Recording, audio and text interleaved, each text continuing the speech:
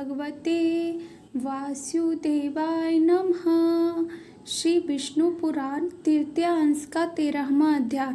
आयुर्वेदिक श्राद्ध, प्रेत कर्म तथा श्राद्धादि का विचार। आर्य बोलते हैं, पुत्र के उत्पन्न होने पर पिता को सचल वस्त्रों सहित स्नान करना चाहिए। उसके पश्चात जात कर्म संस्कार तथा आयुर्वेदिक श्राद्ध करने चाहिए। फिर तन्मय भाव से अन्यंचित होकर देवता और पितृगण के लिए क्रमशः दाईं और बाईं ओर बिठाकर दो दो ब्राह्मणों का पूजन करे और उन्हें भोजन करावे। हे राजन, पूर्व अथवा उत्तर की ओर मुख करके दधि, अक्षत और बद्री फल से बने हुए पिंडों को देवी तीर्थ या प्रजापति तीर्थ से दान करें। हे पृथ्वीनाथ, इस आयुर्वेदिक श्राद्ध से नांदी मुख नामक पितृगण प्रसन्न होते हैं। अतः सब प्रकार की अभिवृद्धि के समय पुरुषों को इसका अनुष्ठान करना चाहिए। कन्या और पुत्र के विवाह में, गृह प्रवेश में, बालकों के नामकरण तथा चूड़ाकर्म आदि संस्कारों में, सीमंतोन्नयन संस्कार में और पुत्र आदि के मुख देखने के समय गृहस्थ पुरुष एकाग्रचित हो से नांदी मुख नामक पितृगण का पूजन करें। हे पृथ्वीपाल, आयुर्वेदिक श्राद्ध में पितृपूज का यह सनातन कर्म तुमको सुनाया। प्रेत क्रिया की विधि सुनो। बंधु बांधवों को चाहिए कि भली प्रकार स्नान कराने के अनंतर पुष्पमालाओं से विभूषित सबका गांव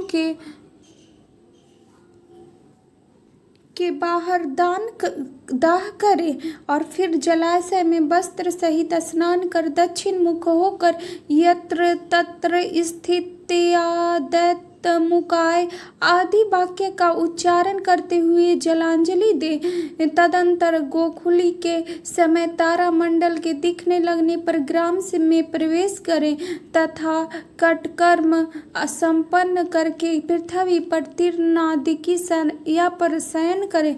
हे पृथ्वीपते, मृत पुरुष के लिए नित्य प्रति पृथ्वी पर पिंड दान करना चाहिए। और हे पुरुष श्रेष्ठ, केवल दिन के समय मांसहीन भात खाना चाहिए। अशौच काल में यदि ब्राह्मणों की इच्छा हो तो उन्हें भोजन कराना चाहिए, क्योंकि उस समय ब्राह्मण और बंधु वर्ग के भोजन करने से मृत जीव की तृप्ति होती है। अशौच के पहले तीसरे, 7वें और 90 दिन वस्त्र त्याग कर और बहिर्दर्श में स्नान करके तिलोदक दे। हे नृप, अशौच के चौथे दिन अस्थि चयन करना चाहिए। उसके अनंतर उसके संपिंड बंधुजनों का अंग स्पर्श किया जा सकता है। हे राजन, उस समय से समानोदक पुरुष चंदन और पुष्प धारण आदि क्रियाओं के सिवा पंच यज्ञादि और सब कर्म कर सकते हैं। भस्म और अस्थि चयन के अनंतर संपिंड पुरुषों द्वारा शैया और आसन का उपयोग तो किया जा सकता है, किंतु स्त्री संसर्ग नहीं किया जा सकता।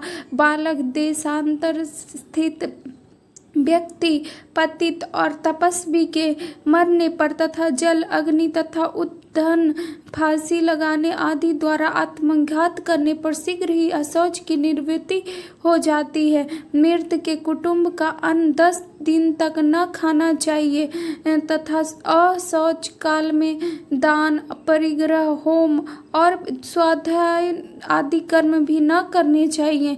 यह 10 दिन का अशौच ब्राह्मण का है, क्षत्रिय का अशौच 12 दिन और वैश्य का 15 दिन रहता है तथा शूद्र के अशौच शुद्धि 1 मास में होती है।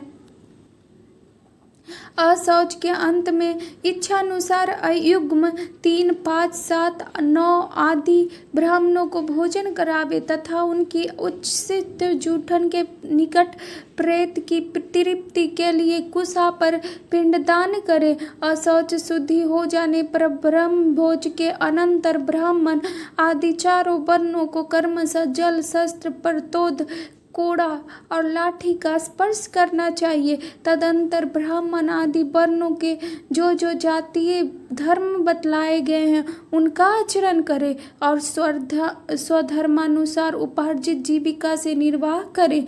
फिर प्रतिमास मृत्यु तिथि पर एक उद्दिष्ट श्राद्ध करें जो आवाहनादि क्रिया और विश्वेद देव संबंधी ब्राह्मण के आमंत्रण आदि से रहित होने चाहिए। उस समय एक अर्घ्य और एक पवित्रक देना चाहिए तथा बहुत से ब्राह्मणों के भोजन करने पर भी मृतक के लिए एक ही पिंड दान करना चाहिए। तदंतर यजमान के अभिरम्यातम ऐसा कहने पर ब्राह्मणगण अभिरता स्मः ऐसा कहें और फिर पिंडदान समाप्त होने पर अमुकस्य अक्षयमिदपस्थिताताम इस वाक्य का उच्चारण करें। इस प्रकार 1 वर्ष तक प्रतिमास एकोदिष्ट कर्म करने का विधान है। हे राजेंद्र, वर्ष के समाप्त होने पर संपिंडीकरण करें, उसकी विधि सुनो। हे पार्थिव, इस संपिंडीकरण कर्म को भी 1 वर्ष 6 मास अथवा 12 दिन के अनंतर एक उद्दिष्ट श्राद्ध की विधि से ही करने चाहिए। इनमें तिल, गंध और जल से युक्त 4 पात्र रखें। इनमें से 1 पात्र मृत पुरुष का होता है और 3 पितृगण के होते हैं। फिर मृत पुरुष के पात्र स्थित जलादि से पितृगण के पात्रों का सिंचन करें। इस प्रकार मृत पुरुष को पितृत्व प्राप्त हो जाने पर संपूर्ण श्राद्ध धर्मों के द्वारा उस मृत पुरुष से ही आरंभ कर पितृगण का पूजन करें। हे राजन, पुत्र, पौत्र, परपौत्र, भाई, भतीजा अथवा अपनी संपीड़न संति में उत्पन्न हुआ पुरुष ही श्राद्धादि क्रिया करने का अधिकारी होता है। यदि इन सब का अभाव हो तो सामानोदेक की संतति अथवा मातृपक्ष के सब पिंड अथवा समानोदक को इसका अधिकार है। हे राजन, मातृकुल और पितृकुल दोनों को नष्ट हो जाने पर स्त्री को इस क्रिया करे अथवा यदि स्त्री भी न हो तो साथियों में से ही कोई करे या बांधवहीन मृत्यु के धन से राजा ही उसके संपूर्ण प्रेत कर्म करे। संपूर्ण प्रेत कर्म 3 प्रकार के होते हैं, पूर्व कर्म, मध्य कर्म और उत्तर कर्म। इनके पृथक पृथक लक्षण सुनो।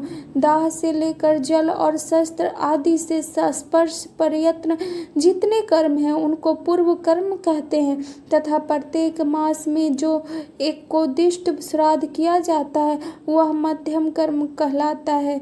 और हे नृप, संपिंडीकरण के पश्चात मृतक व्यक्ति के पितृत्व को प्राप्त हो जाने पर जो पितृकर्म किए जाते हैं वे उत्तर कर्म कहलाते हैं। माता पिता, संपीड़न, समानोदक समूह के लोग अथवा उसके धन का अधिकारी राजा पूर्व कर्म कर सकते हैं, किंतु उत्तर कर्म केवल पुत्र, दौहित्र आदि अथवा उनकी संतान को ही करना चाहिए।